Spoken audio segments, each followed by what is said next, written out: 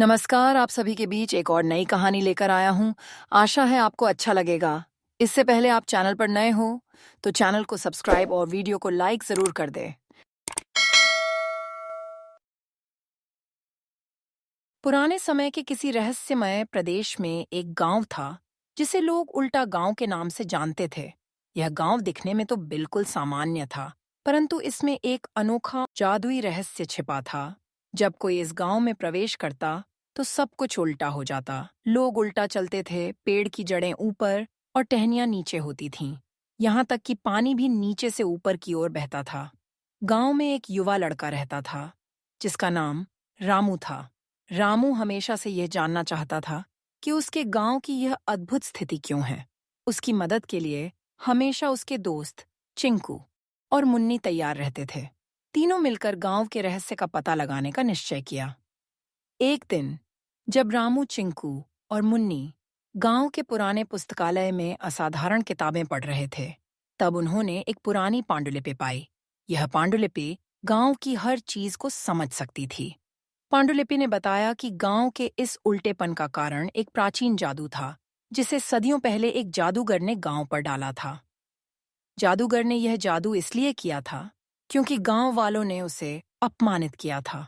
पांडुलिपि में लिखा था कि अगर जादू को खत्म करना है, तो उल्टा पहाड़ी के गुफा में छिपे हुए जादुई क्रिस्टल को सही क्रम में रखना होगा।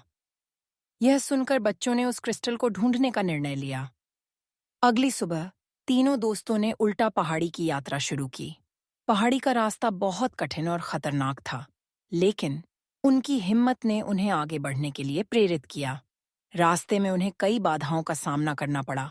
उल्टे रास्ते, उल्टे पशु पक्षी और अन्य जादुई कठिनाइयां, लेकिन उन्होंने हार नहीं मानी। तीनों दोस्तों ने एक दूसरे का साथ देकर हर मुश्किल को पार किया। अंत में वे पहाड़ी की चोटी पर पहुंच गए, जहां एक गुफा थी। गुफा के अंदर बहुत सारे क्रिस्टल थे, लेकिन उन्हें सही क्रिस्टल चुनना था जो जादू को तोड़ सके। उन्होंने ध्यान से हर क्रिस्टल को देखा और पाया कि एक खास क्रिस्टल अलग चमक रहा था।